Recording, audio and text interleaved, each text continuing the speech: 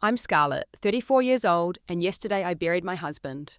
Today I came home to find the locks changed and my mother-in-law unpacking boxes in my kitchen.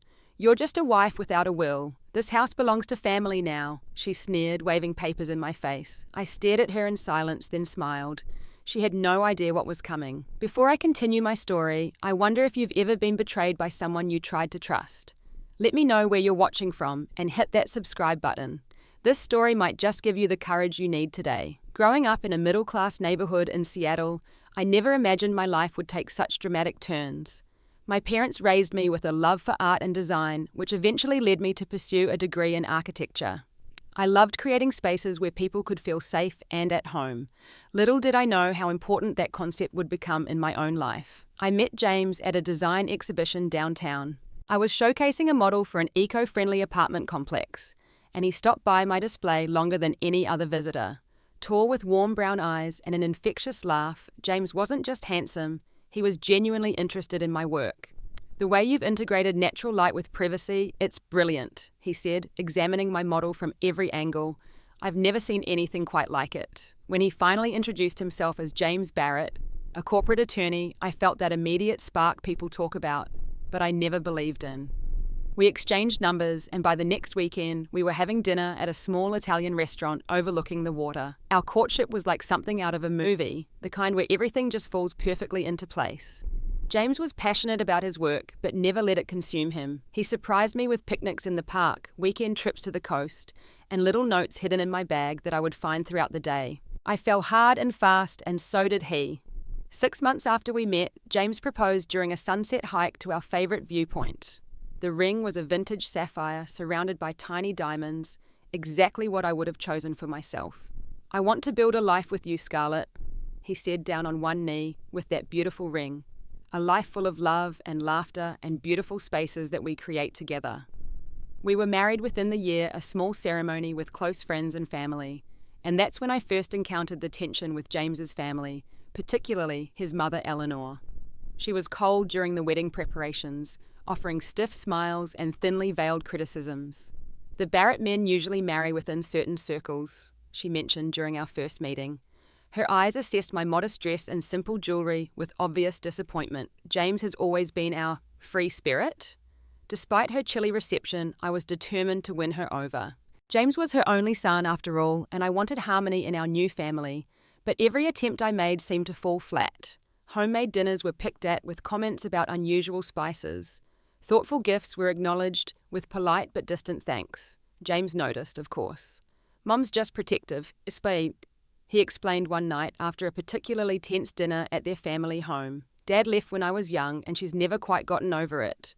She'll warm up to you, Scar. Just give her time." But time didn't soften Eleanor. If anything, she became more determined to find fault with me as James and I grew closer.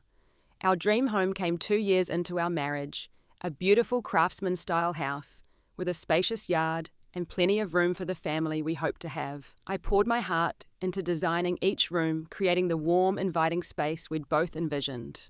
James beamed with pride when I transformed the backyard into a little oasis with a garden and a small pond. "This is everything I've ever wanted," he whispered one night as we sat on our new porch swing watching the stars.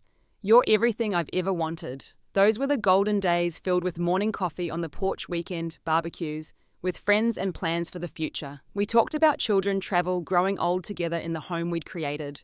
Everything seemed possible. Then came the headaches, just small ones at first barely worth mentioning, but they grew worse, accompanied by dizzy spells that James tried to hide from me. When he finally collapsed during a meeting at work, I knew something was terribly wrong. The diagnosis hit us like a tsunami. Glioblastoma, an aggressive brain tumor. Terminal. 12 to 15 months with treatment. The doctor said, her eyes compassionate but realistic. "We'll make him as comfortable as possible." I refused to accept it. We sought second, third, fourth opinions. We researched experimental treatments, clinical trials, alternative therapies. James approached it all with remarkable courage, but I could see the fear behind his smile, the sadness when he thought I wasn't looking. Treatment was brutal. Radiation and chemotherapy ravaged his body, turning my vibrant, energetic husband into a shadow of himself. I became his full-time caretaker, putting my career on hold to be by his side every step of the way. Eleanor appeared more frequently than questioning my care techniques, yes, suggesting specialists that her friends recommended, implying that I wasn't doing enough. James defended me fiercely, even as the disease weakened him. My wife is the only reason I'm still fighting, he told her firmly during one of her visits, reaching for my hand. She's the best thing that ever happened to me, and I need you to respect that, Mom. As the months passed and James weakened, he began putting his affairs in order. We spent long evenings talking about everything and nothing, making the most of the time we had left. I've taken care of everything, Scar, he told me one night, his voice weak but his eyes clear. You'll be safe, I promise. The house, the finances, everything's set up for you. I kissed his forehead, my tears falling onto his cheeks. All I want is more time with you. That's all I've ever wanted. He squeezed my hand with what little strength he had left. I know, love, and if there was any way I could give that to you, I would. What I didn't know then was that James had been making preparations behind the scenes, anticipating problems I couldn't yet imagine, because he knew his family, particularly his mother, in ways I was only beginning to understand. The last weeks of James's life blur together in my memory, a montage of hospital rooms, beeping machines, and whispered conversations. I slept in a chair beside his bed, afraid to leave him alone for even a moment. The doctors spoke in hushed tones about comfort measures and quality of life. I knew what they weren't saying, but I couldn't bear to hear the words out loud. James drifted in and out of consciousness, the pain medications keeping him comfortable, but disconnected. In his lucid moments, he would look at me with such love that it physically hurt, like my heart was being crushed under the weight of what we were losing. Remember the day we met? He asked during one of these moments, his voice barely above a whisper. You were wearing that blue dress with the little white flowers. I nodded, surprised he remembered such a small detail. You noticed my architectural model before you noticed me. He smiled weakly. That's not true. I noticed you immediately. The model just gave me an excuse to talk to the most beautiful woman in the room. Moments like these were precious gifts in the midst of overwhelming grief. I collected them like treasures, storing them away for the lonely future I couldn't yet face. The end came on a quiet Tuesday morning. I had stepped out just briefly to speak with the doctor about adjusting his pain medication. When I returned, the nurse was already disconnecting the monitors, her face solemn. He went peacefully, she said, touching my arm gently.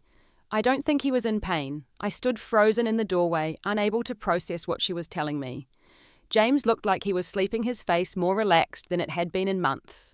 I kept expecting him to open his eyes to smile at me one more time. I don't remember much of what happened immediately after. The hospital staff guided me through the necessary paperwork. Someone called James's family. I sat beside him for hours, holding his hand as it grew cold, unable to leave him alone in that sterile room. Eleanor arrived with her daughter Patricia and son Thomas, their faces masks of grief. Eleanor took one look at me, and her expression hardened. We'll take it from here, she said, her voice leaving no room for argument. The family needs to make arrangements. I am his family. I said, my voice hollow with shock. I'm his wife. Yes, well, Eleanor's lips thinned. There are traditional Barrett family customs to consider. James would want things done properly. Too numb to fight, I watched as they took control of everything from the funeral home selection to the obituary wording. The only time I asserted myself was insisting that James be buried in the blue tie I had given him for our last anniversary, the one with tiny silver stars that reminded him of our first date. Even this small request was met with resistance from Eleanor. The navy tie with the family crest would be more appropriate, she argued. It's what Barrett men have always worn. Thomas James's younger brother intervened for the first time. Let her have this, Mum, he said quietly. It's important to her. Eleanor relented with obvious reluctance, and I felt a small flash of gratitude toward Thomas. He had always been the quietest member of the family, overshadowed by James's charisma and Eleanor's domineering personality. We had never been close, but in that moment I appreciated his small act of kindness. The funeral was held 3 days later at the Barrett family church, an imposing stone building with stained glass windows and uncomfortable wooden pews. I sat in the front row alone in my grief, despite being surrounded by people. Eleanor had arranged everything down to the flowers, ignoring my suggestions and preferences. The service felt cold and formal, nothing like what James would have wanted. During the reception afterward, I overheard snippets of conversation that made my blood run cold. She's so young, don't you think barely knew him before they married? I heard she hasn't worked since they got the diagnosis. living off his money already. Eleanor says she's never contributed much, just decorated that house he bought her. I stood in the corner clutching a cup of untouched coffee, feeling like an intruder at my own husband's funeral. Thomas approached, once awkwardly patting my shoulder before being called away by his mother. Patricia James's older sister didn't speak to me at all, her hostile glances making her feelings clear. By the time I was able to leave, emotional exhaustion had left me hollow.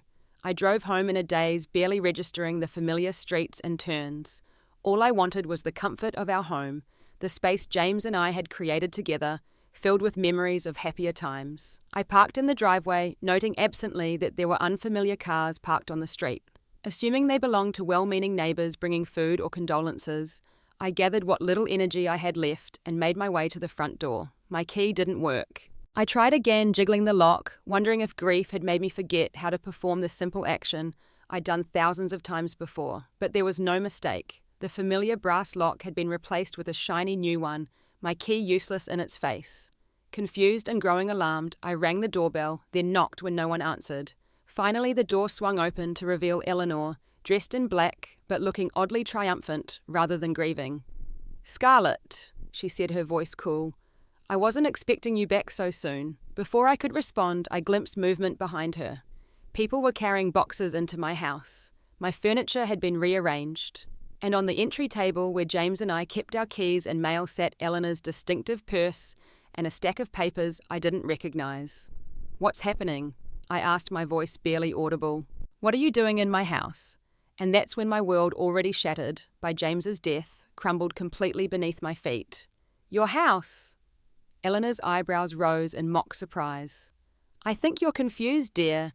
This is the Barrett family home now." I stood frozen on the porch, watching as unfamiliar men carried boxes past me into what had been my living room.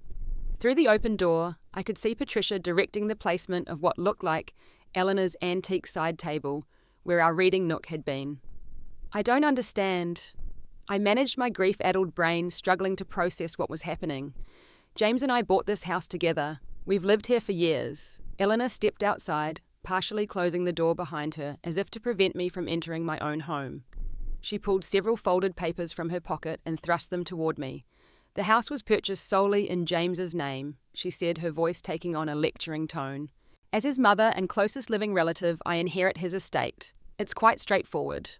I scanned the documents she handed me, recognizing James's signature, but not understanding the legal terminology that filled the pages. One phrase jumped out: "In the event of my death, all assets revert to my mother, Eleanor Barrett." "This can't be right," I whispered, my hands trembling so badly the papers shook. "James wouldn't do this. We talked about everything. He told me he'd taken care of me." Eleanor's laugh was sharp, cutting through my confusion like a knife. "Oh, Scarlett, you're young and pretty, and that was enough for my son. But surely you didn't think he'd leave everything to someone he's known for, 4 years? The Barretts have owned property for generations. Family legacy matters." Thomas appeared in the doorway behind his mother, his expression uncomfortable but determined.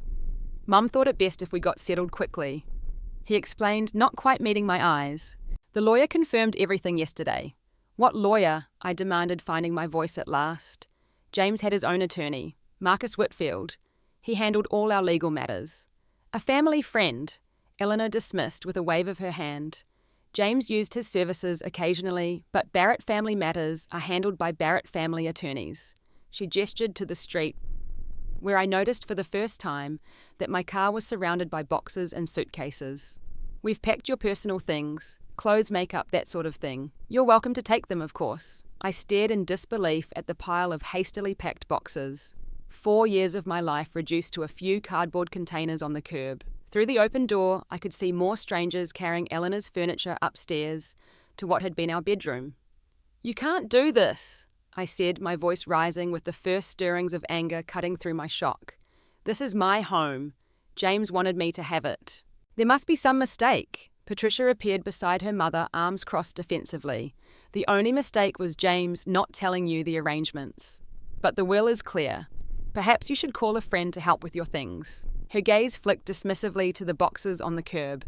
"We need the driveway cleared." My head spun with disbelief and rising panic. Where would I go? What would I do? I had put my career on hold. To care for James depleted our savings on experimental treatments not covered by insurance, and now these people who had barely participated in James's care were taking everything. Let me at least get some of my things from inside, I pleaded, trying to step past Eleanor. There are important documents, photos. Eleanor blocked my path. We'll mail anything that's clearly yours, but I won't have you disrupting our moving process with emotional outbursts. James wouldn't want that. The mention of what James would want ignited something in me. You have no idea what James would want, I said, my voice low but intense. He loved me. He built this house with me. Every room has our memories, our plans, our future. Plans change when people die, Eleanor replied coldly. The future you imagine doesn't exist anymore, Scarlett.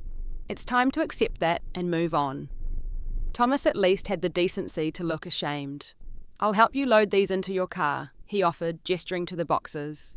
I stood there numb and disbelieving as Thomas carried the boxes containing the remnants of my life to my car. Photos of our wedding hastily shoved into containers, my clothes some still on hangers, a few pieces of jewellery that had been in our bedroom. Eleanor watched from the porch, arms crossed, the picture of the grieving yet dignified mother.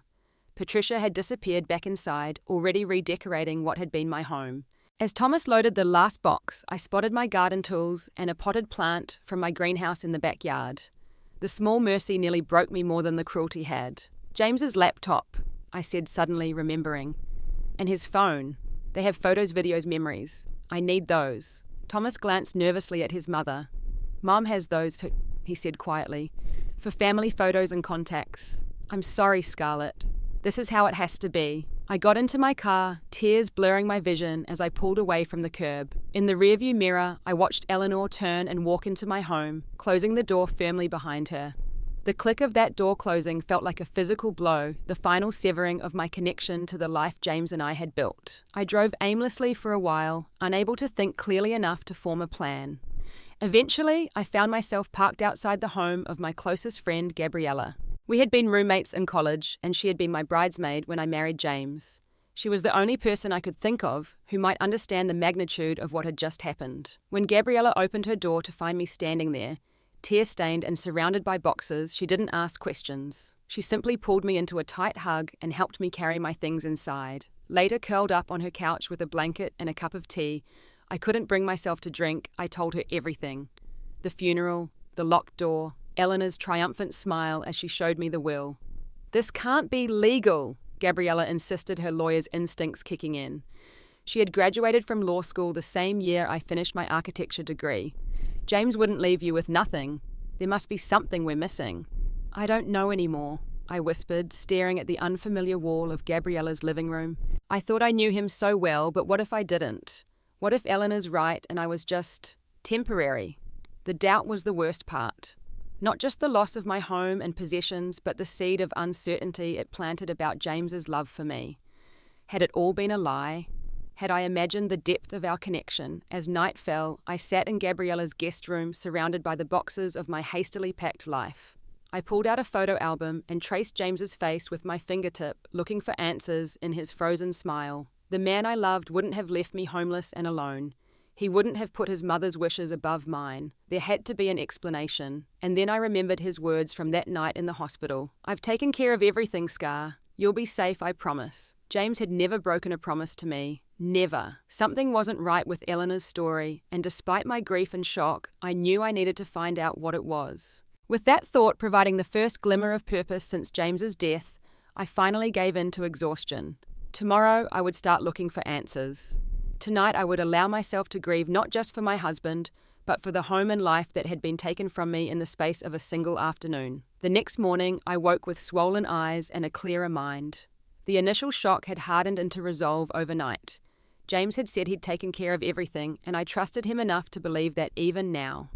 I needed to talk to Marcus Whitfield, James's personal attorney.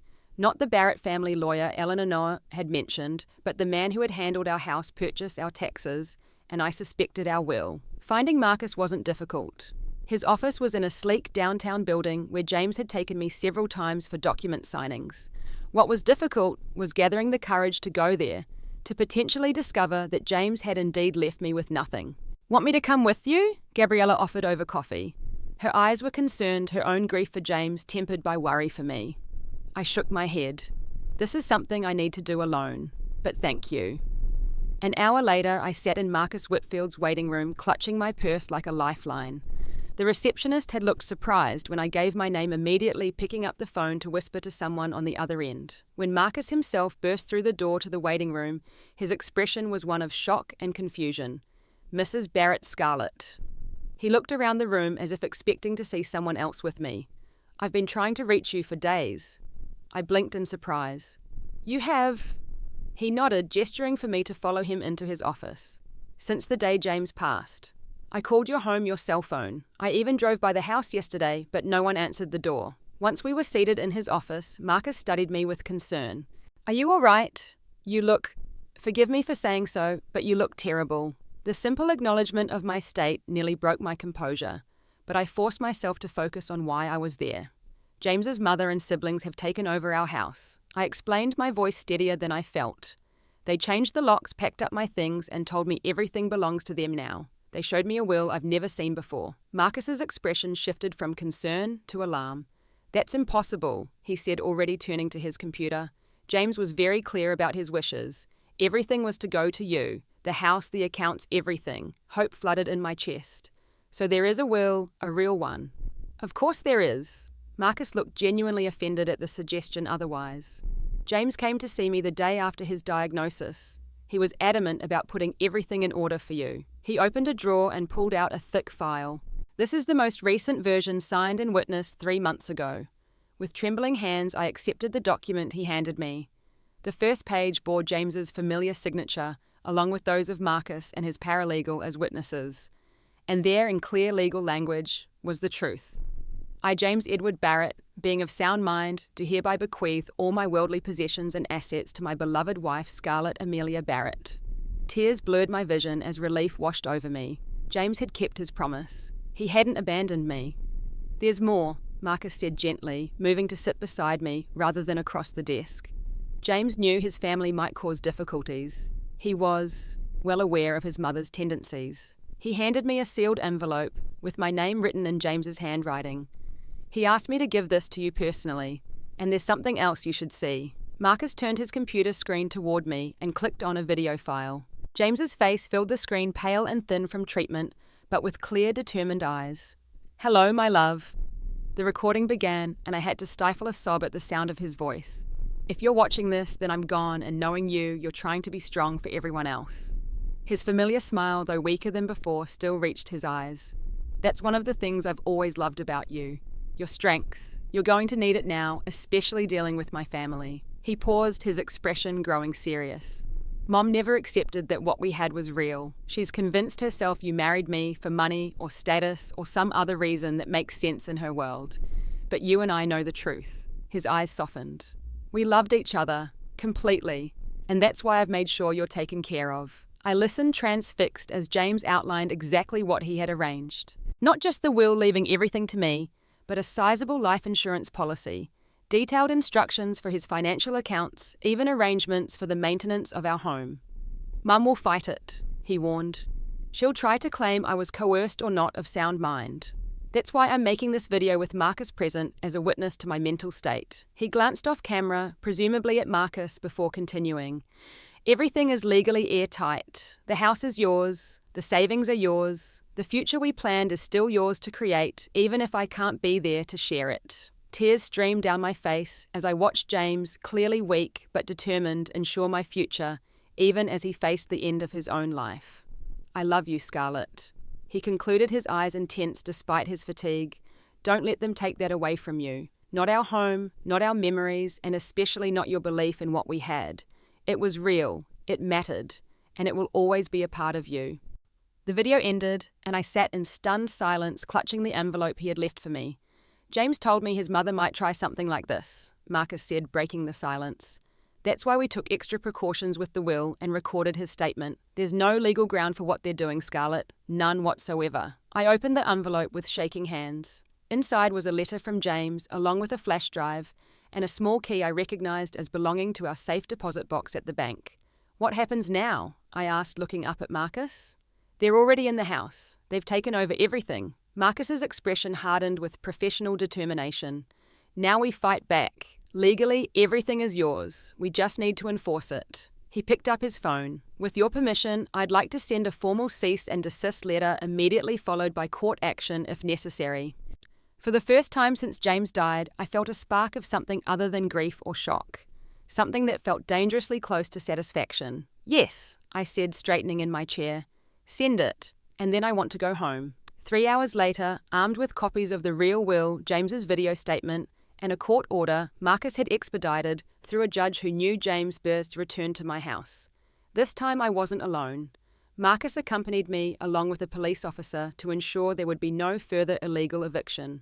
The look on Eleanor's face when she opened the door to find us standing there was something I will never forget. The colour drained from her features, her usual composure cracking to reveal genuine alarm. Mrs. Barrett, Marcus said formally. I'm Marcus Whitfield, James's attorney. I believe you're currently occupying property that legally belongs to Scarlett Barrett under the terms of James's valid will. We have a court order requiring you to vacate immediately. Eleanor's eyes darted from Marcus to me, then to the police officer standing slightly behind us. For once, she seemed at a loss for words. From inside the house, Patricia called out, "Mom, who is it?"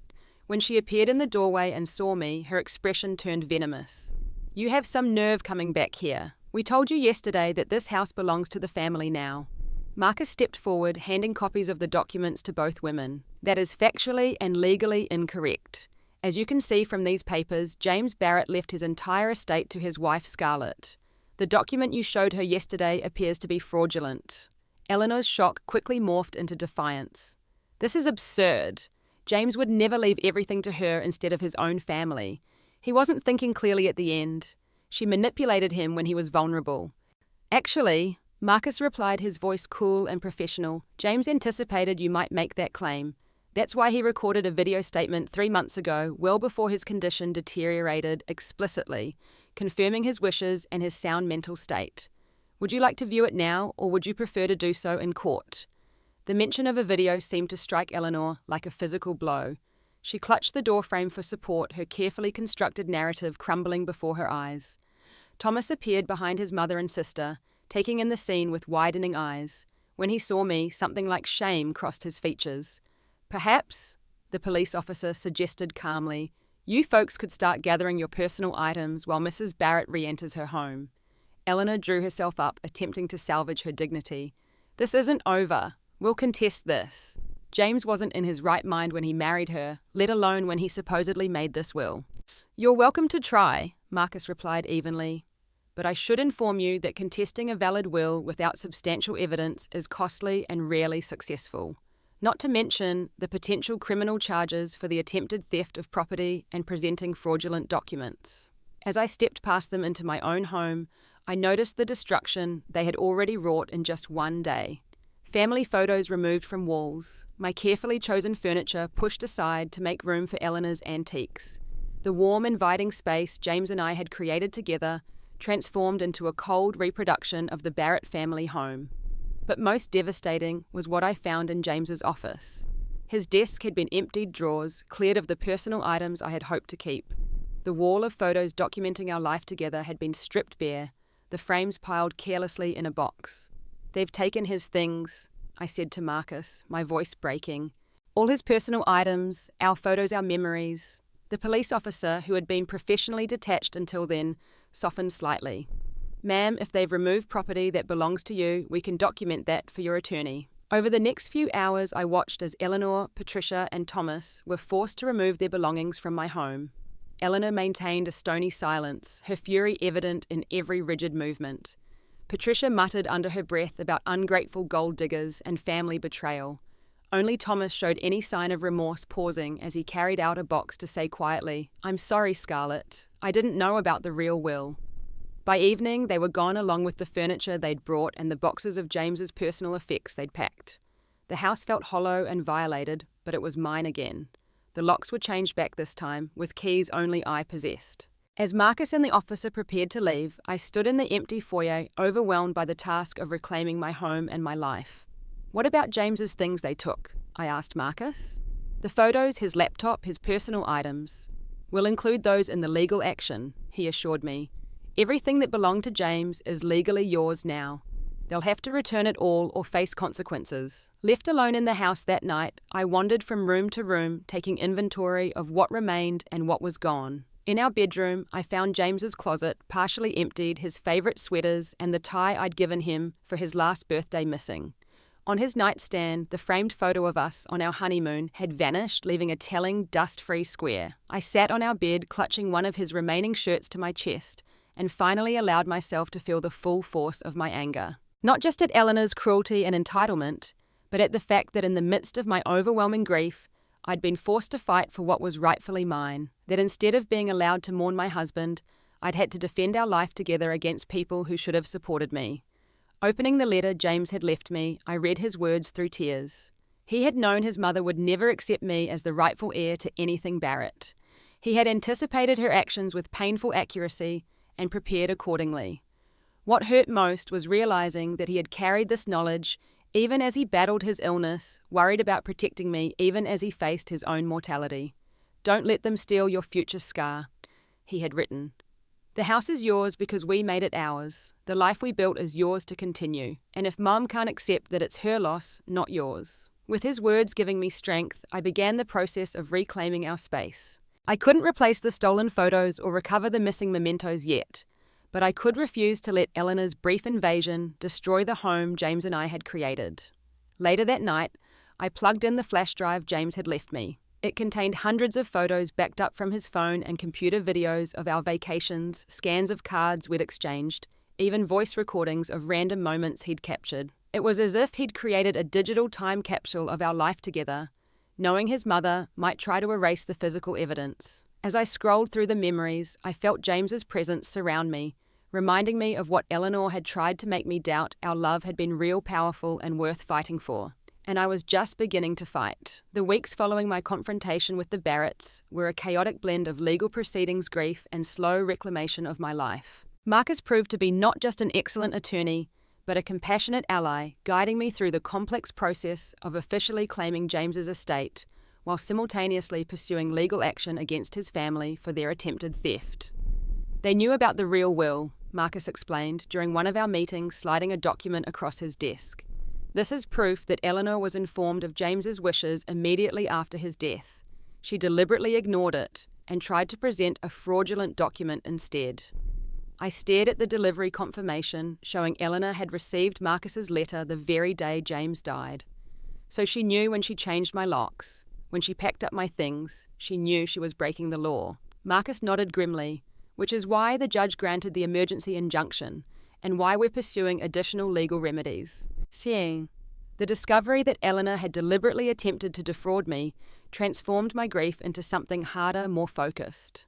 This wasn't just about the house or James's possessions anymore. It was about honouring his wishes and protecting the legacy of our relationship that his mother had tried to erase. Through legal depositions, I learnt more about the depths of Eleanor's deception. She had instructed the family lawyer to draft a fake will weeks before James's death, using an old signature page from unrelated documents. She had told hospital staff she was James's next of kin and primary contact, ensuring that Marcus's calls to notify me about the will went unanswered. She had even tried to access our joint bank accounts using James's old ID.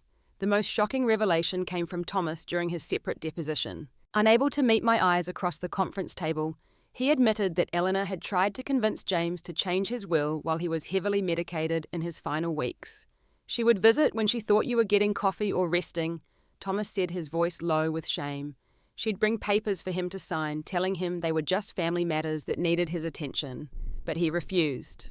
He always asked for, you said he wouldn't sign anything without you present." I remembered those hospital visits, how Eleanor would suggest I take a break, get some fresh air, let the family have some time with James. How he would grip my hand tightly before I left, asking me not to be gone long. I had attributed his anxiety to the normal fear of a dying man. Now I understood he had been protecting me even then. "Did she ever succeed?" I asked Thomas, dreading the answer. He shook his head. "No, James was..." He was very clear about his wishes, even when the medications made it hard for him to stay awake. "The last time Mum tried, he became so agitated that his doctor banned her from visiting without you present." This new understanding of James's final battles filled me with fresh grief, but also profound love. Even in his weakest moments, he had fought for me, for us. Armed with these revelations and the irrefutable evidence of James's true will, my legal position was unassailable. The court ruled entirely in my favor, ordering the immediate return of all property removed from my home and substantial financial penalties for Eleanor's attempted fraud. But legal victory didn't heal the emotional wounds. When James's belongings were finally returned, many items were damaged or missing. Family photos had mysterious water stains. The handcrafted box where he kept his cufflinks and watch collection had been accidentally dropped, the glass lid shattered. His laptop had been factory reset, erasing years of personal files. They couldn't steal your future, so they tried to erase your past, Gabriella observed as we sorted through the returned items. It's vindictive and pathetic. I was beyond tears by then, my grief hardened into something more resolute. They can't erase what James and I had. Not really. A week after the court ruling, I received an unexpected visit from Thomas. He stood awkwardly on my porch holding a small cardboard box. I found these in Mom's guest room, he explained, not quite meeting my eyes. I thought you should have them. Inside the box were dozens of photographs that had been removed from our home, along with James's journal and the custom leather bookmark I had given him on our first anniversary. The small kindness nearly broke through the protective shell I had built around my emotions. Thank you, I said, simply accepting the box. Would you like to come in? Thomas seemed surprised by the invitation but accepted. Sitting stiffly in what had been James's favourite armchair, he looked around at the home his brother had created with me. I'm sorry, he said finally, for what Mum did, for not stopping her, for not believing you. I studied him, seeing echoes of James in his features, but none of his brother's confidence or warmth. Why didn't you believe me, I mean? You knew James. You knew how we felt about each other. Thomas sighed, rubbing his hands on his knees nervously. Mum has always been controlling. After Dad left, she held the family together through sheer force of will. We learned early that opposing her came with consequences. He glanced up briefly. James was the only one who ever really stood up to her. The rest of us just went along. Even when you knew she was wrong, I couldn't keep the edge from my voice. Especially then. His laugh held no humour. James was always the brave one. The rest of us were just trying to survive her disappointment. He gestured to the room around us. When James chose you over the family law firm, over the life Mum had planned for him, it was like watching someone escape gravity. Impressive, but terrifying. For the first time, I glimpsed the dysfunctional dynamics that had shaped James's family. How Eleanor's iron control had created an environment where truth was less important than compliance, where love came with conditions attached.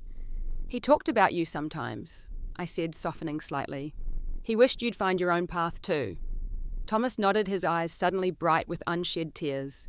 Too late for that advice now. Is it? You're here, aren't you? Against your mother's wishes, I assume. Our conversation shifted then, moving from the painful recent past to memories of James. Thomas shared stories from their childhood. I'd never heard moments that revealed new facets of the man I had loved. For the first time since James's death, I found myself laughing at tales of his youthful misadventures and teenage rebellion. As Thomas prepared to leave, he hesitated at the door. There's something else you should know. Mom didn't just want the house because it's valuable property. She wanted to erase any evidence that James had built a life separate from her control. Your marriage, this home, they were proof he had escaped her influence. She couldn't bear that, especially after he was gone. The insight didn't excuse Eleanor's actions, but it helped me understand them.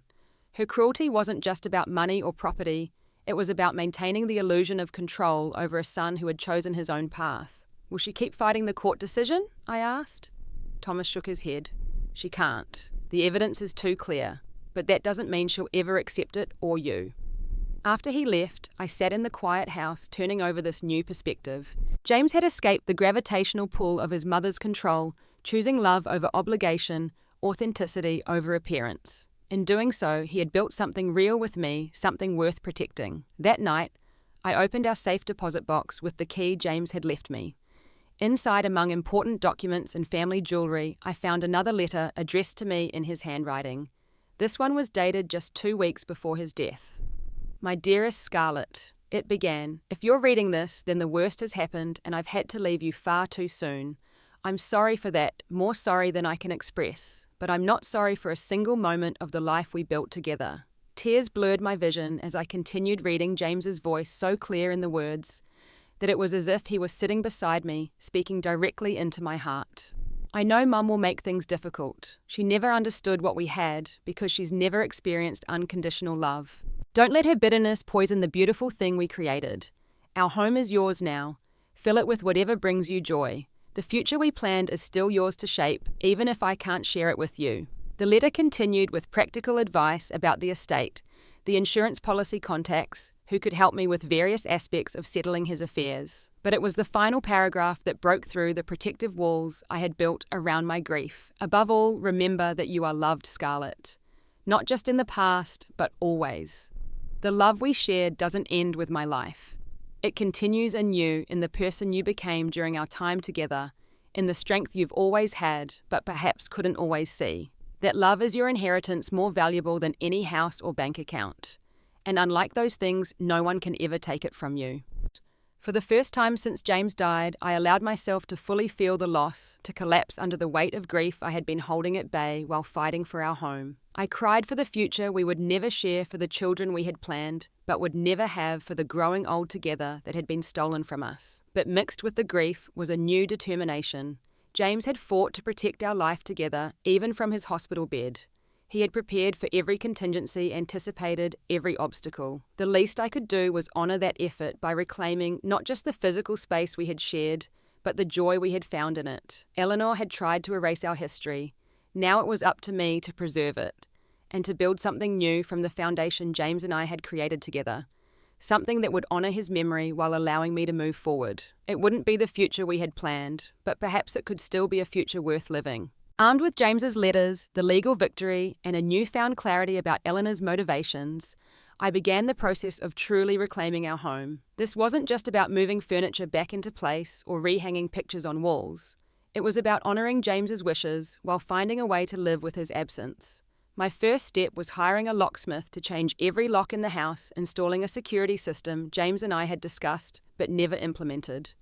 The house had been violated once. I wouldn't allow it to happen again. Gabriella helped me document everything that had been returned damaged or was still missing, meticulously photographing items for the ongoing legal proceedings. "You know you could sue for emotional distress as well," she pointed out as we catalogued a collection of travel souvenirs that had been accidentally broken during their removal from my home. What Eleanor did goes beyond property theft. It was a deliberate attempt to cause you pain during a period of grief. I considered this as I carefully glued back together a small glass penguin James had bought me in Alaska. I don't want more money. I want accountability. I want her to acknowledge what she tried to do. But accountability from Eleanor seemed increasingly unlikely. Through her attorney, she maintained that she had been acting on what she believed were James's wishes, despite all evidence to the contrary. She refused to meet with me personally or to apologise for the turmoil she had caused. Patricia followed her mother's lead, sending a coldly formal letter demanding the return of Barrett family heirlooms she claimed James had promised her. The items in question were wedding gifts that had been given to James and me, jointly their supposed status as heirlooms invented to justify another attempt at taking what wasn't hers. Only Thomas maintained contact, occasionally stopping by with small recovered items he'd found among his mother's things: a monogrammed handkerchief that had been James's grandfather's, a fountain pen James had used to sign our marriage license, little pieces of our life together that Eleanor had tried to appropriate or destroy. During one such visit, Thomas revealed that Eleanor's health had begun to deteriorate rapidly after the court ruling. "The doctor says it's stress and age," he explained, turning James's fountain pen over in his hands. "But I think it's the realization that she couldn't control everything even at the end. It shattered something in her." I felt a complicated mix of emotions at this news. There was a certain justice in Eleanor facing consequences for her actions, but I took no pleasure in her suffering. James wouldn't have wanted that. "Is she getting proper care?" I asked, surprising even myself with the question. Thomas nodded. "Patricia moved in with her. They feed each other's worst tendencies, but at least Mum's not alone." As the legal battles wound down and life settled into a new rhythm, I found myself facing a different challenge, deciding what to do with the rest of my life. The house was mine, as were James's investments and insurance policy. I had financial security but no direction. For months I had been solely focused on caring for James, then fighting for what he had left me. Now with those battles behind me, the vast emptiness of future stretched before me, unmarked and intimidating. One evening, sorting through a box of James's papers Marcus had recovered from the family attorney, I discovered something unexpected: plans for an addition to our home, dated just before James's diagnosis. He had been working with an architect to design a studio space for me, a place where I could resume my career while working from home. The detailed drawings showed a light-filled room with drafting tables and built-in storage perfectly suited to my needs as an architect. A note in James's handwriting on the margin read, "Anniversary surprise for Scar, discuss with contractor timeline." He had been planning for my future, for the resumption of the career I had put on hold to care for him. Even then, he had been thinking about what would make me happy. Inspired by this discovery, I contacted my former firm. To my surprise, they had been hoping I would return and offered me flexible terms that would allow me to work primarily from home. Within weeks, I was designing again, my drafting table set up in the dining room, while I considered whether to move forward with James's planned studio addition. Working helped. It gave structure to my days and allowed me to reconnect with the passion that had defined me before grief and conflict had consumed my life. In the evenings, I began the process of truly healing the home Eleanor had tried to damage, not just replacing what had been taken, but reimagining spaces to reflect both James's memory and my continuing life. His office became a memory room with restored photos and mementos displayed alongside the letters and videos he had left me. Our bedroom, which had felt too empty with just me in it, was repainted and rearranged to become more distinctly mine, while still honouring our shared aesthetic. 6 months after the court ruling, Marcus called with surprising news. Eleanor wanted to meet. "She's quite ill," he explained cautiously, "and she's requested a private meeting with you at her home. Thomas will be present as a neutral party." My immediate instinct was to refuse. What could Eleanor possibly say now that would undo the pain she had caused? What right did she have to my forgiveness, just because she was facing her own mortality? But James's voice seemed to whisper in my mind, compassion isn't about what others deserve, it's about who you choose to be. So on a crisp autumn afternoon, I found myself sitting in Eleanor Barrett's formal living room, the same room where she had once criticised my clothing and background when James first introduced us. She looked shockingly diminished, her once commanding presence shrunken by illness and age. Patricia was notably absent, having refused to participate in the meeting. "Thank you for coming," Eleanor said, her voice weaker, but her eyes still sharp. "I know you had every reason to refuse." I nodded, waiting. I hadn't come for small talk. Eleanor glanced at Thomas, who nodded encouragingly. She took a laboured breath. "I've been unfair to you, from the beginning, and especially after James died." "Girl." The admission hung in the air between us, inadequate but clearly difficult for her to make. I remained silent, letting her continue at her own pace. James was special, different from Thomas and Patricia. He never accepted things just because I said so. He questioned everything, challenged everyone. A ghost of a smile crossed her face. Even as a child, he was so certain of his own mind. So much like his father. This was new information. James had rarely spoken of his father, and I had assumed from the little he shared it that the man had been unremarkable. Eleanor's comparison suggested otherwise. "When he brought you home, I saw it immediately. The same independence, the same quiet certainty. You two were alike in ways I found threatening." She smoothed the blanket, covering her lap with trembling hands. "I convinced myself you were wrong for him because I couldn't control you, either one of you. And after he got sick, I couldn't accept that he had chosen a life and a future that excluded my vision for him." Thomas handed his mother a glass of water, his expression supportive but watchful. I got the sense this level of honesty from Eleanor was rare and difficult. "What I did after he died was unforgivable," she continued after drinking. "I knew about the will, I knew what James wanted, but I couldn't accept that he had truly chosen you over family legacy, so I tried to take back control the only way I knew how. By erasing me from his life," I said quietly, "by pretending what we had didn't matter." Eleanor met my eyes directly for the first time. "Yes, and I was wrong. I see that now." She gestured to a small box on the table between us. "I've returned the last of James's personal items, and there's something else there, something he asked me to give you before he got sick. I kept it instead. Another mistake I'm trying to correct." I opened the box cautiously. Inside was a small velvet jewelry case and a handwritten note in James's writing. With unsteady hands, I opened the note first. "For our 5th anniversary," it read. A reminder that some love stories have no end. Inside the velvet case was a beautiful sapphire pendant that matched my engagement ring, the stones arranged in an infinity symbol. a gift James had planned for an anniversary he knew he wouldn't live to see. He gave it to me for safekeeping 6 months before he was diagnosed, Eleanor explained softly. Asked me to give it to you on your anniversary if anything ever happened to him. He always was a planner. Her voice broke slightly on the last word. I closed my hand around the pendant emotions too complex to name washing through me. Anger at the theft of this final gift. Grief for the anniversary we never reached. Joy at having this tangible connection to James's forethought and love.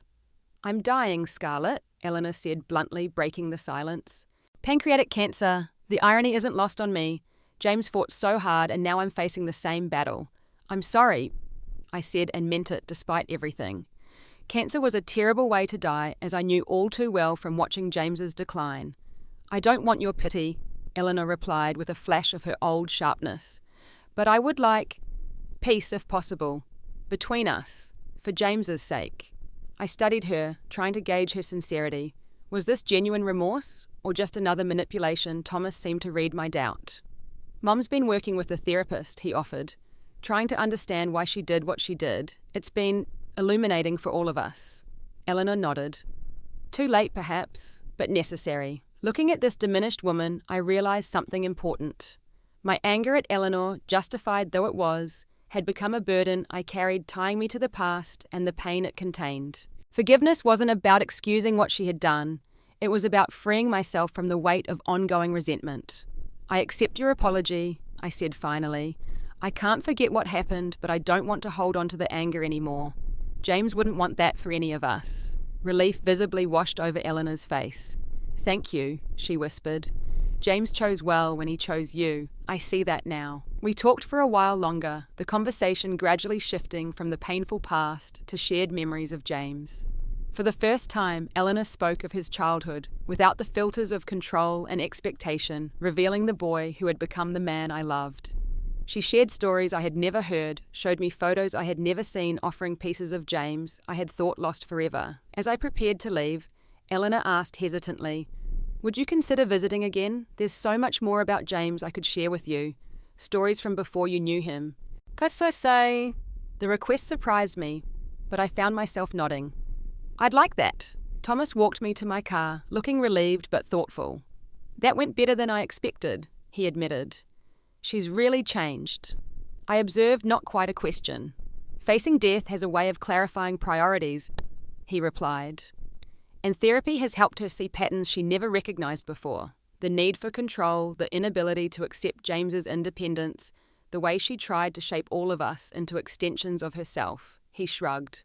Too late for a complete transformation, but it's something. I thought about what James would want in this situation. He had loved his mother despite her flaws, had understood her damage even as he refused to be controlled by it. Tell her I'll come next week, I decided. We can look at those old photo albums she mentioned. As I drove home, the sapphire pendant around my neck, I felt a shift within myself as well. The house waiting for me was no longer just a battleground to be defended, but a home to be lived in. The memories of James were no longer just painful reminders of loss, but treasures to be celebrated and shared. That night, I sat in the garden James and I had planted together, watching the sunset paint the sky in colours we had once admired side by side. The grief was still there, a companion that would never entirely leave. But alongside it now grew something new, a tentative peace, a readiness to honour James by living fully rather than just surviving. Eleanor had tried to take everything from me in a misguided attempt to control her son's legacy. In doing so, she had taught me the most valuable lesson, that what James and I shared couldn't be contained in property or possessions. It lived in my heart, in my memories, and in the person I had become through loving him, and that was something no one could ever take away. 1 year after James's death, I stood in what had once been our backyard, now transformed into something new yet familiar. The garden James and I had planted together had flourished, expanded now to include a small memory corner with his favourite flowers and a bench where I often sat in the evenings. But the most significant change was the new structure occupying what had once been empty lawn. The studio James had been planning as a surprise for me finally brought to life. I had used part of the life insurance money to build it, following his original designs, but adding touches of my own. Floor-to-ceiling windows filled the space with natural light. Built-in shelves housed my architecture books and supplies. A large drafting table dominated the centre of the room, while a comfortable seating area offered space for clients or quiet reflection.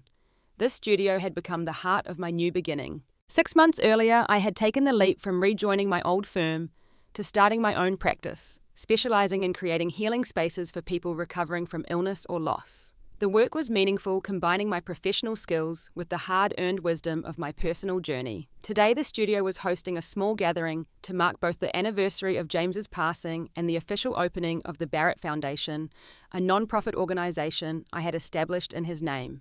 The foundation provided support for young spouses of terminal cancer patients, offering financial assistance, legal guidance, and emotional resources during treatment and after loss. Gabriella had helped me navigate the complex legal requirements of establishing the foundation, ensuring that James's legacy would continue to help others facing situations similar to ours. Marcus had joined the board of directors, contributing his legal expertise and personal knowledge of James's wishes. As I arranged refreshments for our guests, I heard a car pulling into the driveway.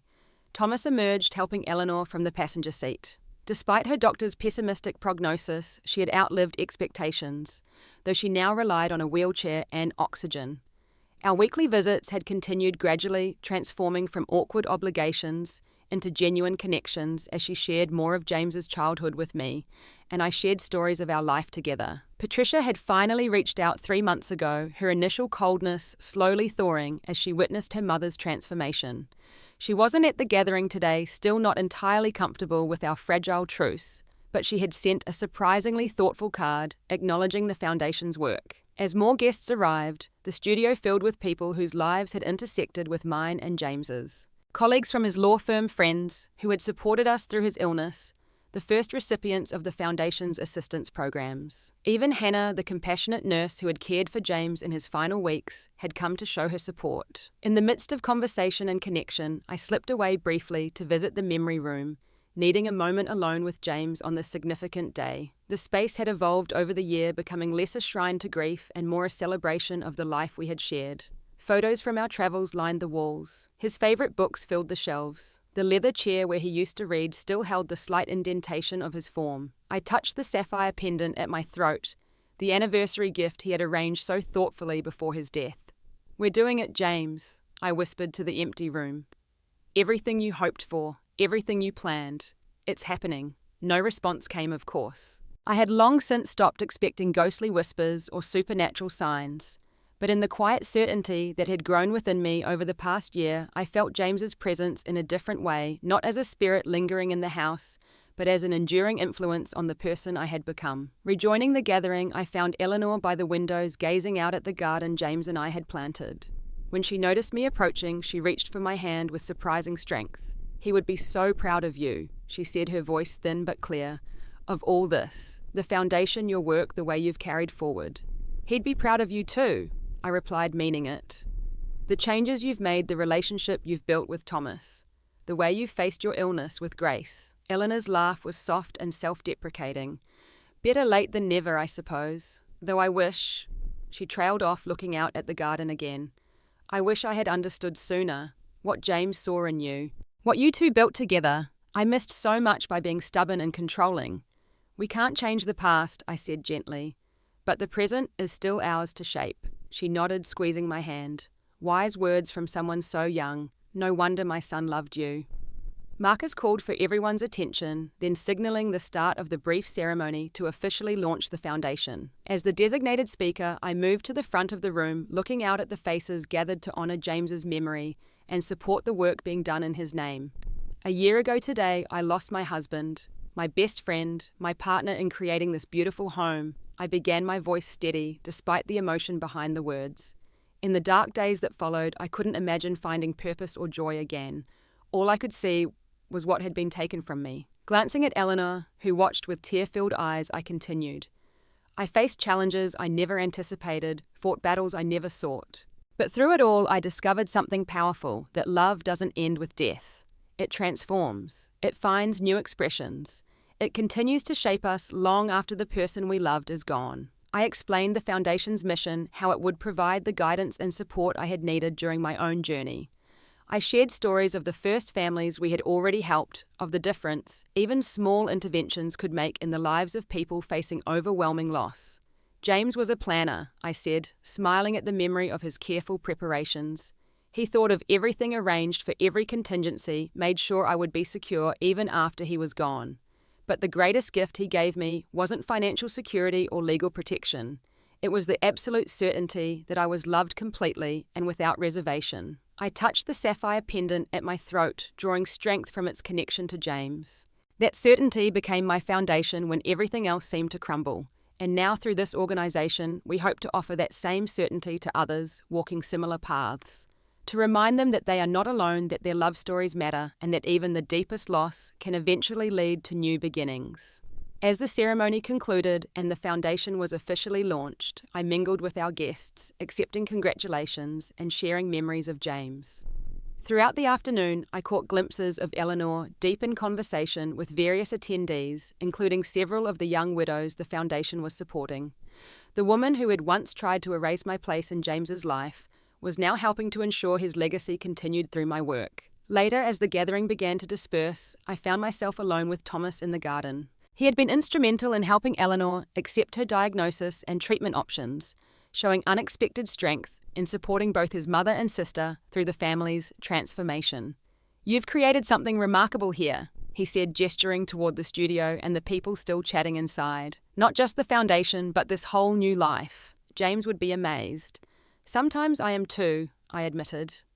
A year ago, I couldn't imagine anything beyond survival. Now, I looked around at the flourishing garden, the studio filled with creative possibility, the people who had become a new kind of family.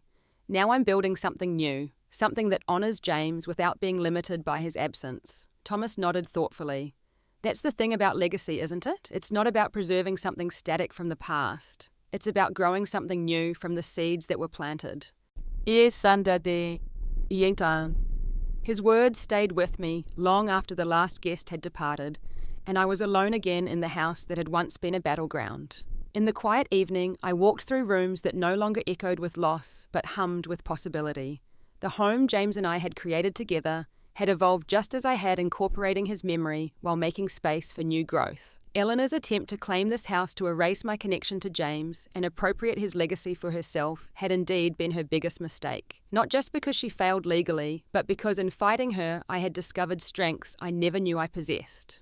Her actions had forced me to define myself not just as James's widow, but as a woman capable of creating her own path forward.